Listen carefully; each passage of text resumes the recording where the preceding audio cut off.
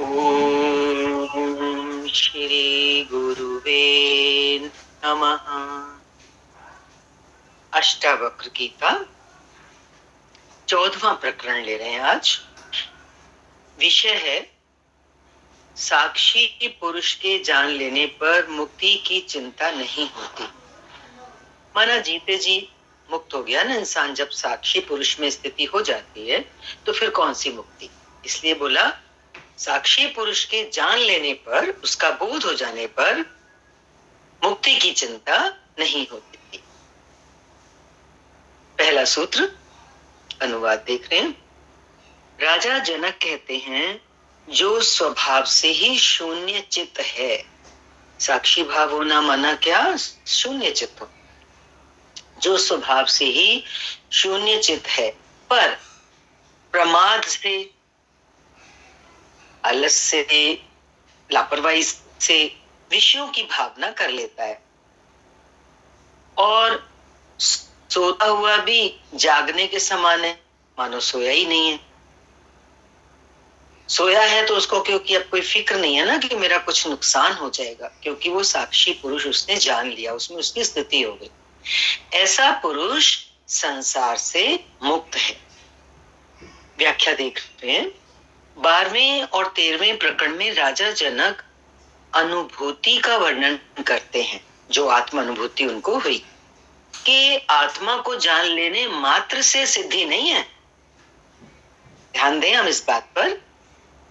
आत्मा को हम जानते हैं ना, सुन सुन के उसके बारे में हमें जानकारी हो जाती है, तो उससे वो कह रहे हैं सिद्धि नहीं है, बल्कि उसे उपलब्ध कर लेना ही सिद्धि है। यही परम पुरुषार्थ है, उसे उपलब्ध कर लेना। उपलब्ध करना क्या है? ये भी एक स्थिति है। एक स्थिति तो है बिल्कुल निम्न स्थिति की, जब हमें आत्मा का कोई ज्ञान ही नहीं है, हम सिर्फ शरीर में बैठे हैं। फिर गुरु मिलने के बाद, सत्संग सुनने के बाद हम आत्मा को जानते हैं, हमें कितनी जानकारी मिलती है। फिर है कि उसकी उपलब्धि। उपलब्धि के बाद क्या स्थिति हो जाती है? चित्त की चंचलता को पूर्ण रूपेण शांत करने के लिए उसमें निरंतर स्थिर रहना आवश्यक है। अब देखो, इसको परम पुरुषार्थ बताया। आत्मा को उपलब्ध कर लेना ही सिद्धि है और ये परम पुरुषार्थ है। और पुरुषार्थ क्या है कि उपलब्धि के बाद भी, एक बार उपलब्धि हो गई, देखो 3 चीजें बताने की कोशिश कर रहे थे हम। पहला है बिल्कुल हम नहीं जानते आत्मा के बारे में, दूसरा आत्मा को जाना, और तीसरा उसकी उपलब्धि कर लेना। लेकिन और उपलब्धि में पुरुषार्थ है पूरा।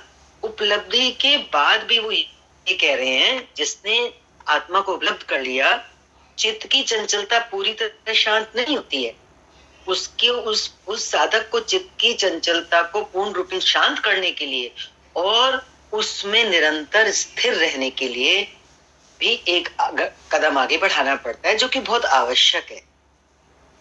ऐसा करने से अनेक जन्मों के जो संस्कार स्वरूप वासना के बीज को पूरी तरह नष्ट किया जा सकता। ये थोड़ा ध्यान देने जैसा पॉइंट है कि कभी कोई साधक जल्दी में यह ना समझ ले कि मेरा काम हो गया। चित्त की चंचलता को पूरी तरह शांत करना और शांत करने के बाद उसमें लगातार स्थिर रहना जरूरी है। तभी कहीं जाकर के जो अनेक जन्मों से हमारे अंदर संस्कार स्वरूप जो वासनाएं पड़ी, उनके बीज पड़े हुए, वो पूरी तरह मूल से नष्ट होते हैं। जब ये बीज ही नष्ट हो जाता है संस्कारों का, वासनाओं का, तभी उस साधक को कैवल्य पद प्राप्त होता है। ऐसा व्यक्ति, अब ऐसे व्यक्ति की पहचान बता रहे, लक्षण बता रहे हैं। ऐसा व्यक्ति सर्वत्र ही उस अद्वय आत्मा को देखता है। अद्वय मीन्स जिसमें दूसरा कुछ नहीं बना। फिर उसकी दृष्टि ऐसी हो जाती है, बाहर से भी भीतर से भी, कि वो आत्मा ही आत्मा को देखता है। जैसे जब हम महापुरुषों के पास, सद्गुरुओं की शरण में जाते हैं, तो उनकी स्थिति पूर्ण रूपेण आत्मा में होती है, तो वो हमें क्या करके देखते हैं? वो हमें आत्मा ही देखते हैं, हमारी आत्मा पे उनकी दृष्टि डलती है। कहा ना, आत्मा पश्यन्ति आत्मा, आत्मा का सामने क्या देखता है? देह नहीं देखता, आत्मा देखता है। तभी आप देखो, जो पूर्ण पुरुष होते हैं, महापुरुष होते हैं, उनके पास मात्र जाने से ही, उनकी शरण में जाने से हमारा काम हो जाता है, क्योंकि उनकी जो दृष्टि पड़ती है हमारे ऊपर, उसी से हमारी आत्मा चमकनी शुरू हो जाती है, प्रकट होनी शुरू हो जाती है। यही आत्मज्ञान की स्थिति है। चाहूं वो जब में वो तत्व ही दिखाई देता है, प्रकाश ही प्रकाश दिखाई देता है, यही स्थिति आत्मज्ञान की स्थिति है। इस प्रकरण में जनक मुक्ति का वर्णन करते हैं, जो आत्मज्ञान के बाद की स्थिति है। आत्मज्ञान के बाद भी एक स्थिति है जो मुक्ति की स्थिति है, उसका वर्णन कर रहे हैं इसमें। आत्मज्ञानी में भी आत्मज्ञान हो गया, अब ऐसे व्यक्ति में भी यदि कामना या वासना संबंधी थोड़ा सा भी बीज अगर रह जाता है बचा हुआ, तो वह फिर समय पाकर उभर आता है, प्रस्फुटित हो सकता है। इस बीज का नाश होना ही मुक्ति है। राजा जनक कहते हैं कि आत्म स्वरूप को उपलब्ध हुआ ज्ञानी स्वभाव से शून्य चित्त वाला होता है। उसके चित्त से समस्त कामना, वासना और संस्कार जन्य तरंगे शांत होकर चित्त की चंचलता नष्ट हो चुकी है। कल्प विकल्प के विक्षेप नहीं है। ऐसी स्थिति को उपलब्ध हुआ ज्ञानी सदैव कैसा रहता है? जागृत रहता है। जागृत से क्या मतलब है? वो जो रात को सोते हैं उसके विपरीत जो जागना है वो जागना नहीं। ये कह रहे हैं कि सोते समय ऐसे साधक का केवल शरीर का थोड़ा सा भाग ही सोता है। एक लाइन सुनी होगी कि जो योगी होता है, जो आत्म स्थिति वाला होता है व्यक्ति, वो सोते हुए भी नहीं सोता, खाते हुए भी नहीं खाता। तो क्या तात्पर्य? जो यहाँ लिखा है कि सोते समय केवल ऐसे आत्मज्ञानी का शरीर का केवल थोड़ा सा भाग ही सोता है। शरीर की सारी क्रियाएं यथावत चलती रहती हैं, जैसे नींद में श्वास, रक्त प्रवाह, स्नायु संस्थान, नर्वस सिस्टम अपना काम करता है, मन भी अपना सक्रिय रहता है, आदि अपना अपना कार्य करते रहते हैं। ये सोते ही नहीं, केवल मस्तिष्क का थोड़ा सा भाग ही सोता है, थोड़ा विश्राम लेता है, किंतु चेतना कभी नहीं सोती। अब देखो, जो आत्मज्ञानी है उसकी स्थिति क्या है? उसकी तो स्थिति चेतना में है, और चेतना तो कभी सोती ही नहीं है। वो नींद में भी जागृत रहती है। जब हम सो जाते हैं तो चेतना तो जागी हुई है। सोना चेतना का स्वभाव ही नहीं है। इसलिए जनक कहते हैं कि मैं आत्म स्वरूप हूं, अतः सोता हुआ प्रतीत होते हुए भी नित्य जागृत हूं। माना इतनी ऊंची स्थिति वाला जो योगी है वो सोते हुए भी नित्य जागृत है। क्यों? क्योंकि उसकी स्थिति किसमें है? उसकी स्थिति तो आत्मा में है, जो चैतन्य है, और चैतन्य कभी सोता नहीं है। शरीर सोता है, आत्मा कभी नहीं सोती। इस प्रकार आत्मा में स्थित हुआ योगी संसार से मुक्त, क्योंकि वो सोते हुए भी जाग रहा है, वो आत्मा में स्थित है। ये वास्तविक असली स्थिति ये है। इसी को मुक्ति की अवस्था कह सकते हैं। उससे पहले तो सब सीढ़ियां हैं जो पार करनी जरूरी। इस प्रकार आत्मा में स्थित हुआ योगी संसार से मुक्त है। ऐसा पुरुष यदि संसारी विषयों की भावना करता है तो वो वासना एवं आसक्ति से युक्त ना होकर कभी हो जाता है तो प्रमादवश करता है, लापरवाही से कभी हो जाता है संसारी विषय की भावना उससे। आत्मज्ञानी के क्रियमाण कर्म तो बंद हो जाते हैं। क्रियमाण जो हम वर्तमान में कर्म करते हैं उनका जो फल होता है, तो आत्मज्ञानी तो सुजाग है, तो अब तो उसके क्रियमाण कर्म, नए कर्म तो हो ही नहीं रहे, वो तो बंद हो गए, क्योंकि वो करता नहीं रहता। आत्मज्ञानी करता क्यों नहीं है? क्योंकि वो तो आत्मा में बैठा हुआ है, और आत्मा से तो कोई कर्म होता नहीं है। क्योंकि वो करता नहीं रहता, इसलिए कि उसके कर्म संचित नहीं होते। संचित नहीं होते मीन्स नए कर्म उसके इकट्ठे नहीं होते। और संचित कर्म जो पहले के उसके पिछले जन्मों के इकट्ठे हुए हुए हैं, संचित हैं, वो आत्मज्ञान से नष्ट हो चुके हैं। क्योंकि कर्मों का संबंध मन से है, वह मन नहीं रहने पर कर्मों का भी क्षय हो जाता है। मन से ऊपर उठ जाता है ना आत्म स्थिति वाला साधन, तो कर्मों का क्षय हो गया उसका, क्योंकि कर्मों का संबंध बताया मन से। किंतु प्रारब्ध कर्म, जो पहले के कर्म फल देने के लिए तैयार हो चुके, जैसे कमान में से तीर निकल चुका हो, प्रारब्ध कर्म जिनसे ये शरीर और जीवन मिला है, हमको ये शरीर हमारे पिछले जन्म के प्रारब्ध कर्म जो है उनके अनुरूप मिला है। उस आत्मस्थित व्यक्ति को भी जो शरीर में आया, उसको भी अपने प्रारब्ध कर्म के अनुसार ये जीवन मिला। उसे इस जन्म में आत्मज्ञान के बाद भी भोगने ही पड़ते। महापुरुषों के बारे में सुना होगा, जैसे रामकृष्ण जी के गले में कैंसर हो गया, वो कह रहे हैं कि जो प्रारब्ध कर्म है उनको भोगे बिना मुक्ति नहीं होती।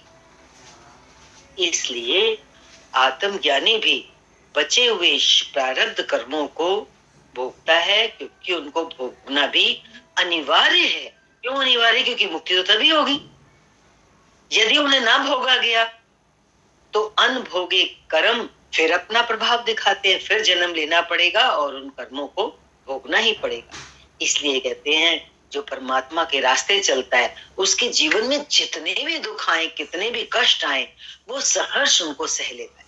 उसको सह ही लेना चाहिए, क्योंकि अब वो जान जाता है कि इनको भोग करके मैं मुक्त हो जाऊं, ये मेरा प्रारब्ध कर्म है।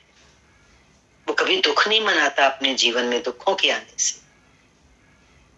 इसलिए जनक कहते हैं कि मैं अब विषयों की भावना वासना से, मैं विषयों की कभी भावना हो भी जाती है तो वो वासना से ना करके प्रमादवश प्रारब्ध होकर करता हूं। मेरा प्रारब्ध मुझसे करा लेता है, क्योंकि वो तो भोगवाएगा ना प्रारब्ध कर्म जो है, तो वो भोगवाएगा। प्रारब्ध कर्म तैयार है भोग देने के लिए, तो उसके कारण विषयों की भोगों की भावना हो जाती है।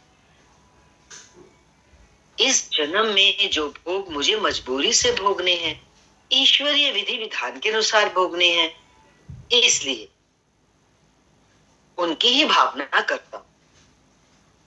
भगवान चाह रहा है ना मुझे कि ये तुमको भोग भोगने हैं, तो उनकी भावना फिर मेरे से हो जाती है, मैं नहीं करता। ये भी हुक्म ईश्वर का होता है। किंतु इतना पक्का है, राजा जनक कह रहे हैं कि मैं अहंकार और कर्तापन से मुक्त हूं। यहाँ पे ऐसा उन्होंने अपना भाव रखा। इसी क्रम में अगला सूत्र ले रहे हैं।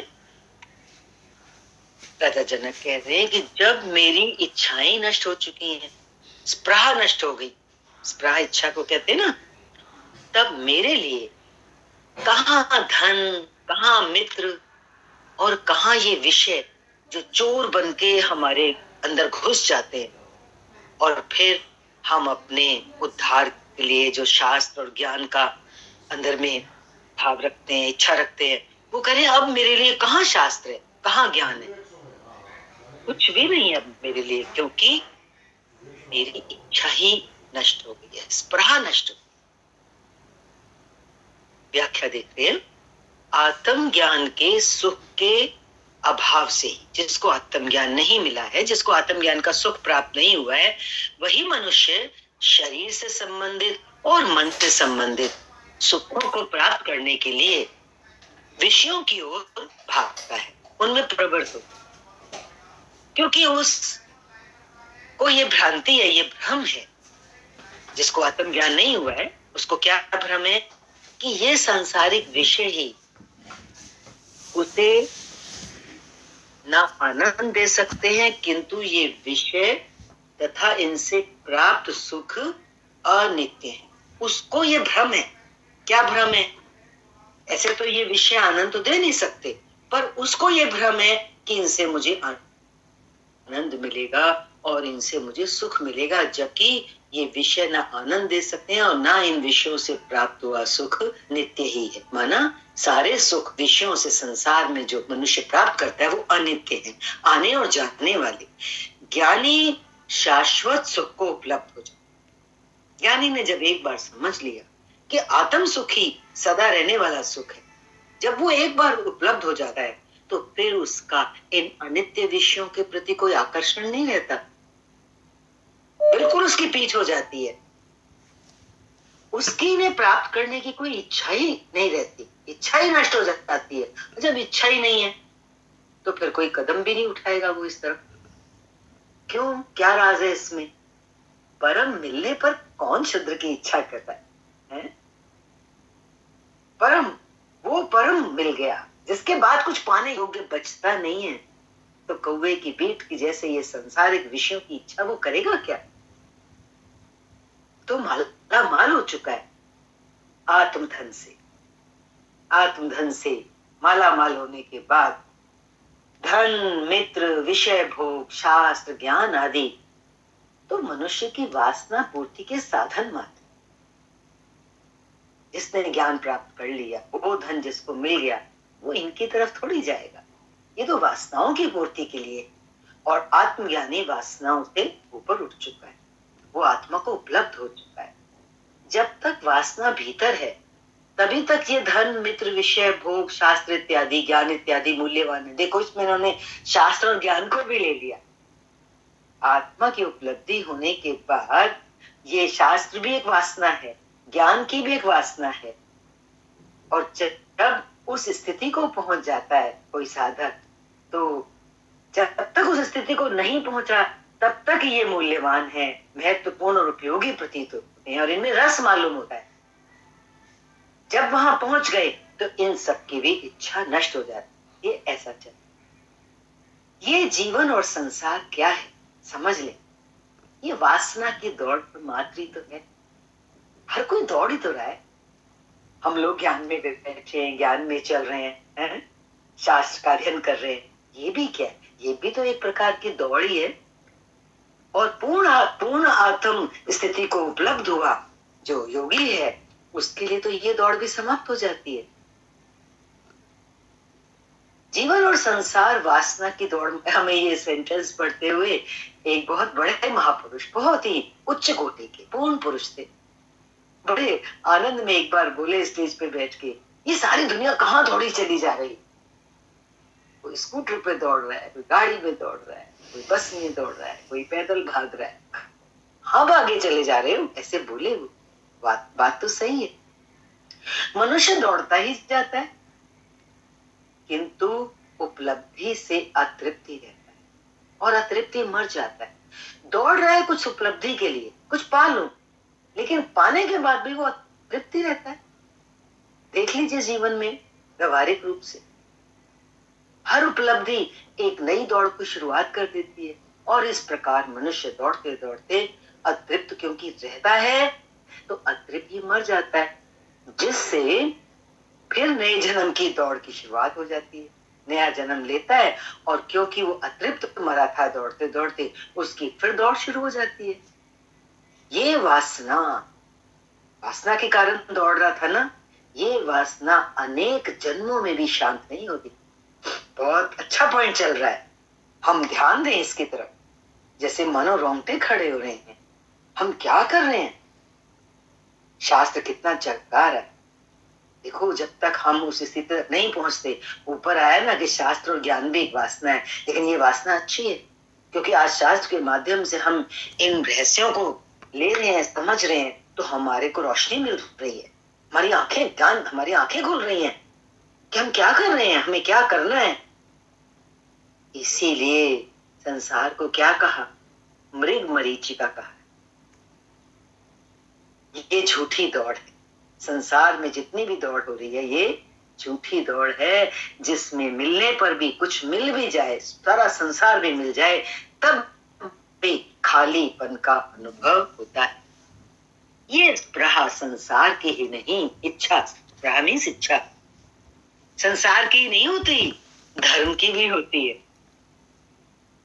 किंतु जब स्पृहा इच्छा नष्ट हो जाती है मूल से, स्पृहा ना रहने पर ही चित्त कैसा होता है, शून्य हो जाता है, खाली हो जाता है, फिर कुछ नहीं चाहिए। इच्छा, इच्छा को पकड़ना है। कहा ना, इच्छा मात्रम अविद्या। इच्छा गई तो चित्त शून्य हुआ। चित्त शून्य हुआ तो क्यों दौड़ेगा इंसान? चित्त की चंचलता का समाप्त होना ही मुक्ति का राज है। यही स्थिति आत्म ज्ञान की ही है, यही परमात्मा का निवास है। परमात्मा का निवास बोल दिया। परमात्मा का निवास कहाँ होगा? शून्य चित्त में। तभी हमेशा कहते ना, तुम खाली हो जाओ। गुरु क्या कहता है? तुम ख्यालों से खाली हो जाओ, चित्त को शांत करो। जनक कहते हैं कि जब मेरी स्पृहा ही नष्ट हो गई तो मैं शून्य चित्त हो गया। अब वासना की तरंग नहीं उठती मेरे अंदर, और तरंगे नहीं उठती तो मन उद्वेलित नहीं होता, मन डामाडोल इधर उधर नहीं हिलता। अतः अब क्योंकि मन शांत हो गया है, स्थिर हो गया है, तो अब मेरे लिए धन, मित्र, विषय आदि तो क्या, शास्त्र और ज्ञान भी अर्थहीन हो गया। ये है ना स्थिति, यहां तक पहुंचना है। देखो, तभी कहते ना, चलते रहो, चलते रहो, रुकना नहीं है। महापुरुषों के, राजा जनक जैसे ब्रह्म ज्ञानी महापुरुष के अनुभव से हमें भी मिल रहा है देखने को कि कब तक पुरुषार्थ करना है। वो कह रहे हैं अब शास्त्र और ज्ञान अर्थहीन हो गया, अब इनका भी कोई मूल्य नहीं रहा। ये सब आत्मा की तृप्ति के लिए नहीं थे, वहां तक पहुंचने के लिए जरूर थे, तृप्ति के लिए नहीं थे। केवल मन, शरीर और अहंकार, अहंकार तृप्ति के लिए थे। केवल मन की तृप्ति, शरीर की तृप्ति या अहंकार की तृप्ति के लिए थे ये सब, जिनसे ही मैं आनंद प्राप्ति से वंचित रहा, इनमें उलझा रहा। तो वो जो आनंद की स्थिति है, परमानंद की स्थिति है, उससे मैं दूर रहा, वंचित रहा, वो मुझे मिला नहीं, क्योंकि मैं इनमें उलझा रहा। आखिर में क्या कहते हैं, भगवान ने भी कहा, भगवान कृष्ण ने गीता में इतना ज्ञान सुनाने के बाद अर्जुन को क्या कहा भगवान ने, जो कुछ भी मैंने तुझे सुनाया वो सब तू भूल जा। कितनी जरूरी बात है। आज इस शास्त्र में इस सूत्र को पढ़ने के बाद भी यही आ रहा है कि इनमें अगर हम शास्त्रवासना कहा गया है, शास्त्रों में भी उलझे रहे, ज्ञान को पकड़ के उहापोह करते रहे, तो वो जो परमानंद का आनंद है, जो रस है, उससे हम वंचित रहेंगे। राजा जनक ये अनुभव बता रहे हैं हम लोगों, ध्यान देंगे हम इसके ऊपर। चरम लक्ष्य यही है। इन विषयों ने ही चोर की भांति मेरी आत्मा को चुरा। ये सभी विषय भोग हैं जिनसे हम अपने मन को, अपने अहंकार को, कभी कभी क्या है ना, कुछ लोग शास्त्रों का बहुत ज्यादा अध्ययन करते हैं, बहुत ज्ञान की चर्चा करते हैं, उसमें वो उनके अहंकार की तृप्ति होती है। तो हमें उस चीज से बचाना है कि यदि हम शास्त्र अध्ययन करते हैं, ज्ञान की चर्चा करते हैं, तो हम अहंकार से अपने आप को बचा के चला, कि हम उसके अहंकार की तुष्टि पुष्टि के लिए तो नहीं कर रहे। वो बोल रहे हैं कि इन सब ने मेरी आत्मा को चुराया, अब मैं उसे पुनः प्राप्त कर, जो आत्मा मेरी चोरी हो गई थी, आज मैंने उसको दोबारा से खोए हुए खजाने को पा लिया। आज दोबारा उसे प्राप्त करके मैं सुख में स्थित हूं, सच्चा सुख। देखो, आज राजा जनक के अनुभव से हम लोग भी कृतकृत हो रहे हैं, हमें भी समझ में आ रहा है। वो कह रहे हैं कि मैं अपनी आत्मा को पुनः प्राप्त कर, विस्मृत हो गई थी ना आत्मा, गीता में यही चला था। अब लास्ट में अर्जुन ने भी कहा था कि मुझे अपनी स्मृति वापस आ गई है कि मैं कौन हूं, मैं आत्मा हूं। तो यहाँ पे जब हमें अपनी आत्मा की जो विस्मृति हो चुकी थी, उसकी स्मृति पुनः लौट आती है, माना हम उसमें सच्चे मायनों में वास्तविक रूप से स्थित हो जाते हैं, तो वही है सुख में स्थित होना, जिस सुख की तलाश हर किसी को है, हर जीवा। आज के लिए इतना ही। हरिओम। शांति शांति शांति।